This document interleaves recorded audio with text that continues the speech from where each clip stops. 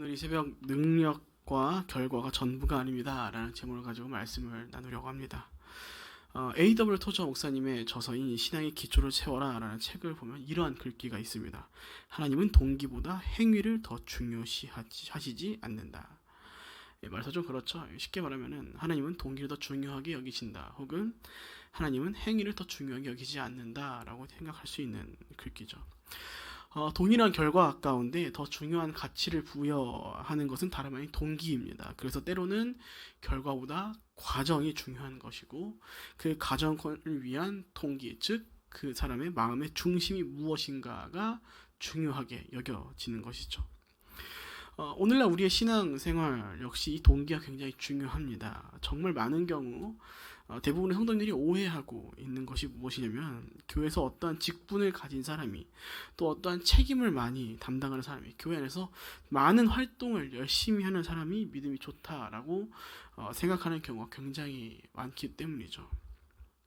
물론 이것이 전부 틀렸다라고 말하고 싶지 않습니다. 직분 같은 경우는 각자 교회에 맡겨진 기준들을 통해 가지고, 또 건강한 기준들을 가지고서 그 직분을 받기 위해 열심을 더해가는 분들이 분명히 있기 때문에, 또 이제 믿음과 신앙이 좋은 만큼 우리는 하나님의 다양한 일들을 또 정말 많이 또 열심으로 감당할 수 있기 때문에 이런 말들이 틀렸다라고 얘기할 수는 없습니다. 그러나 중요한 것은 그 결과로서의 행위의 그 모든 일들이 우리의 신앙의 척도가 되지는 못한다라는 것을 우리는 알고 있어야 하는 것이죠. 오늘 우리가 읽은 본문에는 두 사람의 왕이 등장합니다. 한 사람은 스말리아의 아들이자 북이스라엘의 왕인 베가, 그리고 또 한 사람은 우시아의 아들이자 남유다의 왕인 요담이 등장하죠. 먼저 당대 이스라엘 왕인 베가를 살펴보자면, 이 베가는 꽤 오랜 시간 동안 왕위에 있었던 것으로 나타납니다. 본문 20절을 보면은 이 베가는 사마리아에서, 이제 이스라엘에서 왕이 되고 20년 동안 나라를 다스렸다라고 나오죠. 북이스라엘 역사를 쫙 훑어보면은 생각보다 20년을 넘는 왕위를 가진 사람들이 많지 않습니다. 19명의 왕들 중에 5명만이 20년이 넘는 통치 기간을 가졌었죠. 그중 한 사람이 바로 오늘 본문에 나오는 북이스라엘의 왕인 베가입니다. 우리가 사실 사회에서도 똑같잖아요. 누군가가 가게를 혹은 회사를 운영하는데 20년 동안 넘게 그걸 운영했다는 것은 그만큼 운영하는 실력이나 또 사업수완이 뛰어나다라는 것을 알 수 있는 것입니다. 그래서 경력이 그것을 증명해 주기 때문이죠. 그래서 수많은 사람들이 경력을 중요하게 여기는 이유가 바로 여기 있는 것입니다. 경력이 곧 실력을 나타내는 중요한 잣대가 되기 때문이죠. 이스라엘 역사를 쫙 훑어보면은 나답이나 이제 아하시아 같은 경우는 이제 2년 정도밖에 나라를 다스리지 못합니다. 그리고 북이스라엘의 초기 역사의 왕이었던 시므리 같은 경우는 그가 왕위에 등극한 지 7일 만에 죽게 되죠. 그렇기에 오늘 이 베가가 20년 동안 이스라엘을 통치했다는 것은 베가가 이 나라를 운영하는 실력이나 그 수완이 어마어마하게 좋았다라는 것을 나타내어 주고 있는 것입니다. 아마 정치력이나 당시 군사력 등 다양한 요소들이 출중했을 것이라고 예상되는 것이죠. 그리고 이런 요소를 통해서 많은 사람들은 이 베가 왕을 칭찬하고 또 찬송했을 것입니다. 왕이여, 영원하소서. 이 나라를 계속해서 잘 유지해 가시옵소서. 많은 사람들에게 이 나라는 겉으로 볼 때 당시 이스라엘은 정말 오랫동안 승승장구하고 또 영원 무궁할 것처럼 보였을 것입니다. 그런데 여러분, 전도서에 보면 이런 말씀이 있죠. 전도서 7장 8절, 일의 끝이 시작보다 낫다라고 말이죠. 시작이 반이다라는 말도 중요합니다. 그러나 끝은 그보다 더 중요한 것이죠. 아무리 시작을 잘했어도요, 끝만 우리가 나쁘면은 시작하던 그 모든 것들이 헛수고가 되어버리기 때문입니다. 20년 동안 이스라엘을 다스렸던 베가는 이제 어떤 끝을 향해 달려가냐면, 본문 29절, 아시리아 왕인 디글랏빌레셀이 와서 이스라엘 백성들을 포로로 끌고 가는 결말을 향해 달려갑니다. 그리고 본문 30절, 이 베가는 엘라의 아들 호세아의 반역으로 인해 결국 죽임을 당하게 되죠. 제 아무리 사람이 능력이 뛰어날지라도요, 그 삶이 하나님을 떠나 우상을 숭배하는 삶으로 살아간다면 그 삶이 맞이하게 될 끝은 결코 좋은 결말이 아닐 것입니다. 끝끝내 멸망당하게 되는 것이죠. 이스라엘 역사를 전체를 통틀어 봤을 때 승승장구하는 그 나라들을 보면 하나님께서 다스린 나라와 다스리지 않는 나라를 비교했을 때 그 끝이 얼마나 허망하고 안타까운 줄 우리는 보곤 합니다. 오늘 이스라엘 왕인 베가 이스라엘 20년 동안 통치했으니 얼마나 그 수완과 능력이 좋았겠습니까? 진짜 누가 봐도 능력이 좋은 왕이라고 평가되었을 것입니다. 그러나 하나님께서는 그가 나라를 잘 다스렸다고 해서 오랜 시간 동안 20년이라는 시간 동안 나라를 다스렸다고 해서 그를 좋은 왕으로 평가하지 않습니다. 오히려 여호와 보시기에 악을 저지른 그를 악하다고 평가하시고 그에 맞는 결말을 맞이하게 만드시죠. 하나님께서는 하나님을 따르는 자들, 하나님을 찾는 왕들의 그 나라를 보살펴 주시고 지켜 주십니다. 그래서 전쟁 가운데서 승리하고 그 누구 한 사람도 포로로 끌려가는 일들을 없도록 만들어 가시죠. 그러나 오늘 베가 20년 동안 나라를 운영해 온 그 왕으로서의 능력은 출중했을지 모르나 그 결말은 결국 아시리아에게 이스라엘 백성들을 포로로 끌려가게 했고 자신 역시 다음 왕이 될 호세아에게 죽임을 당하는 안타까운 결말을 맞이하게 되죠. 이 베가의 모습을 통해 하나님께서 말씀해주고 계신 겁니다. 능력이 중요한 게 아니라고요. 능력이 먼저가 아니라고요.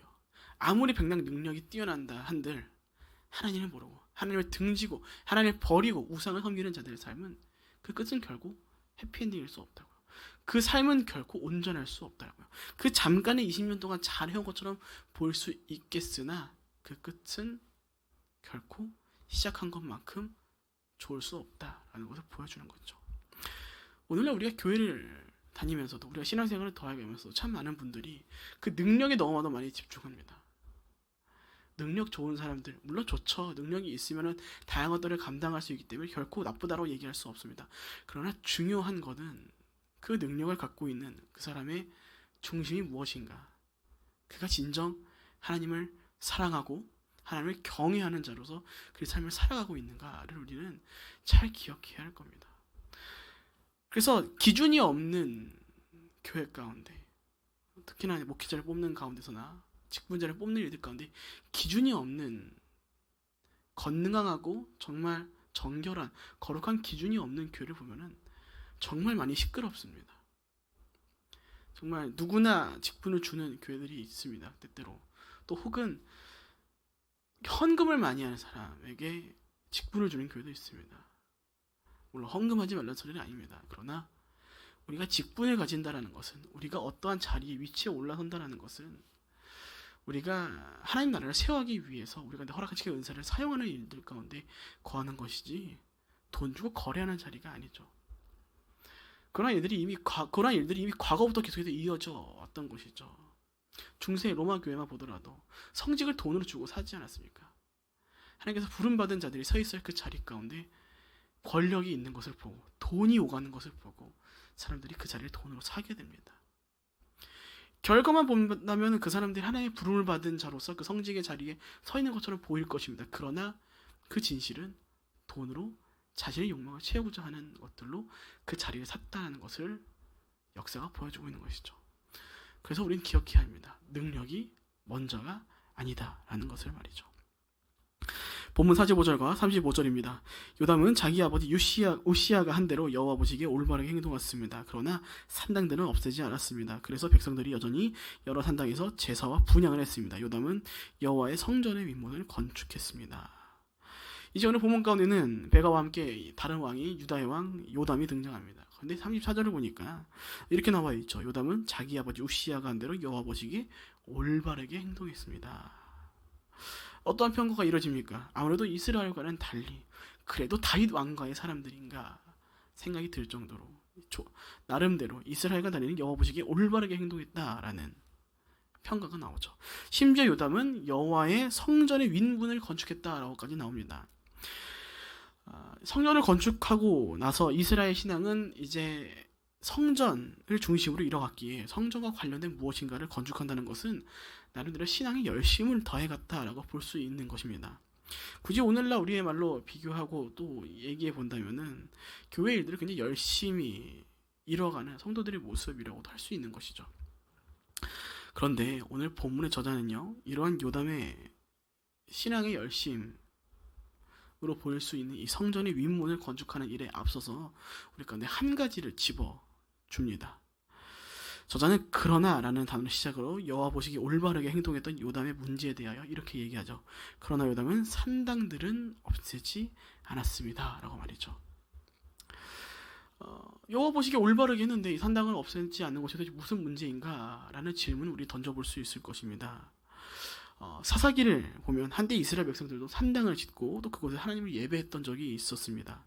그런데 그 산당은 본래 무엇이었냐면은 바로 하나님이 아닌 우상을 숭배하는 곳으로서의 개념을 가지고서 존재했던 자리이죠. 그래서 성전이 지어지기 전까지는 이스라엘 백성들에게 있어 산당은 하나님을 예배하는 중요한 위치로서 존재했지만 성전이 지어지고 난 후에는 그 산당을 버리고 예루살렘 성전에서 그들이 모였어야 했던 것입니다. 그래서 역대기를 열왕기를 잘 살펴보면은 하나님을 찾는 선한 왕, 온전하게 하나님을 찾았던 선한 왕들은 이 산당을 바로 없앱니다. 산당을 없애는 것 자체가 종교의 개혁이었거든요. 반대로 악한 왕들은 이 산당을 없애지 않고 오히려 그것을 통해서 우상을 숭배하는 죄를 지어갔던 것입니다. 그렇기에 오늘 이 요담이 어떤 일들이 일어난 것입니까? 겉으로 볼 때는 또 하나님을 사랑하고 또 하나님을 위한 일들이 일어난 것처럼 보이지만 그 속에는 전혀 하나님을 위한 일들이 아닌 오히려 우상의 영향을 받도록 자신과 나라를 내버려둔 것입니다. 하나님 보시기에 올바른 일들을 더해갔지만 그 안이 온전한 것이 아니라 자신과 자신의 나라의 백성들이 여전히 우상의 영향을 받도록 내버려 두었다는 것이죠. 그렇다면 오늘 이 요담이 이뤄간 일, 곧 성전 윗문을 건축하는 일에 대하여 우리는 이제 어떠한 평가를 더해갈 수 있는 것입니까?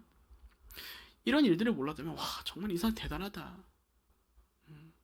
성전을 정말 잘 건축하기까지도 도움을 더해가는 것처럼 이 요담이는 많이 훌륭하겠구나라고 우리는 이 말씀이 없기까지는 그 평가를 더해갈 수 있을지 모르겠지만 산당을 제거하지 않았다라는 이 일들을 통해 우리는 어떤 평가를 내릴 수 있느냐, 그게 동기가 정말 순수한가 라는 생각을 더해볼 수 있는 것입니까? 정말 하나님을 위한 일들을 이루기 위했더라면은 요담은 성전 윗문을 건축하기에 앞서서 이스라엘을 악하게 만드는, 죄에 빠지게 만드는 우상 숭배를 이뤄간 그 산당들을 그 무엇보다 먼저 제거하는 일을 이뤄갔어야 했을 것입니다. 앞서 A.W. 토저 목사님께서 자신의 저서 가운데 하나님은 동기보다 행위를 더 중요하게 여기지 않는다라는 것처럼 결과로서 하나님이 기뻐하시는 일이라 여겨지는 하나님의 나라를 위한 것이라 생각하는 일들을 먼저 이뤄가는 것들이 아니라 진정 하나님만을 바라보고 죄로부터 돌아섬의 동기를 가지고서 그것들을 위한 일들을 요담은 먼저 이뤄갔어야 했던 것이죠. 다른 선한 왕들처럼 종교의 개혁들을 먼저 이뤄갔어야 했을 것입니다. 뭔가를 건축하는 일에 먼저 시선을 빼앗길 것이 아니라 자신의 신앙을, 자신의 본래 돌아가야 할 원 위치를 위해서 산당들을 제거하는 일들을 먼저 이뤄갔어야 하는 것이 맞았다라는 것을 말씀을 통해 우리 가운데 말씀해주고 계신 것입니다. 사랑 여러분, 우리도 이러한 순간들을 맞이할 때가 있죠. 지금 내 마음은 죄로 물들었는데, 지금 누구도 모르는 나만이 알고 있는 죄로 내 삶이 뒤덮여 있는데 표출되지 않기에, 또 나만이 알고 있기에 그 모든 죄를 우리 각자의 마음 안에 잘 꽁꽁 숨겨두고 교회 안과 밖에서 다양한 하나님의 일이라 생각하는 일들을 또 이렇게 이뤄가면서 또 선해 보이는 모습을 펼쳐가는 삶을 우리는 이뤄갈 때가 있습니다. 그러나 여러분, 이런 삶은요, 사람의 눈은 속일 수 있을지 몰라도 하나님의 눈은 결코 속일 수 없습니다. 또 그 죄악들 언제든 하나님께서 필요하시면, 원하시면 다 들춰지기 마련입니다. 교회 뉴스들을 좀 보면 참 속상한 일들이 많이 있습니다. 교회의 어른 되시는 분들이 그 자리에서 다양한 악을 저지르는 것들을 보면은 한숨밖에 나오지 않죠. 저 오랜 시간 동안 그 자리에서 정말 많은 사람들의 존경을 받고 그 권위를 인정받아왔을 텐데 그 보이지 않는 데에서 그 오랜 시간 동안 그 죄를 지어온 순간들을 보면 과연 나는 어떤가라는 고민들에 빠지곤 하죠. 여러분, 기억하셔야 합니다. 우리가 사람의 눈을 속일 수 있습니다. 그러나 하나님의 눈을 속일 수 없습니다. 다른 사람들에게는 하나님의 나라를 위한 일들을 정말 충성한 사람이구나라고 칭찬받을 수 있을지 몰라도, 그러한 일들이 왜 결과와 능력들을 선보여 갈지 몰라도 결코 하나님께는 칭찬받을 수 없다라는 것 기억하셔야 합니다. 말씀 마칩니다. 사랑하는 여러분, 능력이 아무리 좋을지라도요, 또 보여지는 모습과 결과들이 아무리 선하고 아름다울지라도요, 그 중심이, 그 동기가 선하지 않고 악하고 죄로 얼룩졌다면 그것은 결코 하나님께서 기뻐하시지 않는다라는 것을 기억하시기 바랍니다. 그렇게 우리는 반대로 행하면 됩니다. 비록 우리가 능력이 없고 또 보여지는 모습이 부족해 보일지라도 그 중심이, 그 동기가 선하고 아름답다면 하나님께서 그 삶을 기뻐하실 것이고 또 그 삶을 통해 크신 일들을 이뤄가실 것입니다. 그래서 누누이 말씀드린 것은 약할 때 강함 되신다는 것은 우리가 강해지는 것이 아니다라는 것을 사실 기억해야 한다는 것이죠. 강하신 하나님이 나와 함께 하신다는 것입니다. 그래서 우리는 약한 그 채로 하나님의 일들을 아름답게 이뤄갈 수 있는 것이라는 거죠. 제가 학생들을 담당했었을 때 아이들이 항상 갖고 있는 고민은 공부하는 것에 대한 고민이었습니다. 혹은 자신이 무엇을 해야 할지 모르는 비전에 대한 일들이었습니다. 수많은 사람들이 꿈을 가져라. 전 꿈이 없는데요. 수많은 사람들이 공부 열심히 해라. 공부에 재능이 없는데요. 하나같이 와서 물어봅니다. 그럼 제가 딱 하나 보여줍니다. 제 수능 때 성적 보여주거든요. 봐라. 2009년 당시 내 수능 때 성적은 국영수가 767등급이다. 이 점수로 어딜 갈 수 있는지 니네 지금 알 수 있겠냐? 대학 못 가는 성적이다. 그럼 내가 유일하게 한 가지 붙잡았던 결국 하나님이었다. 틱이라는 자기를 너무나 심각하게 갖고 있던 그때의 아이가, 학교 폭력과 가정 폭력이 힘들었던 그 아이가 붙잡는 건 오로지 교회와 하나님 한 부분이었다.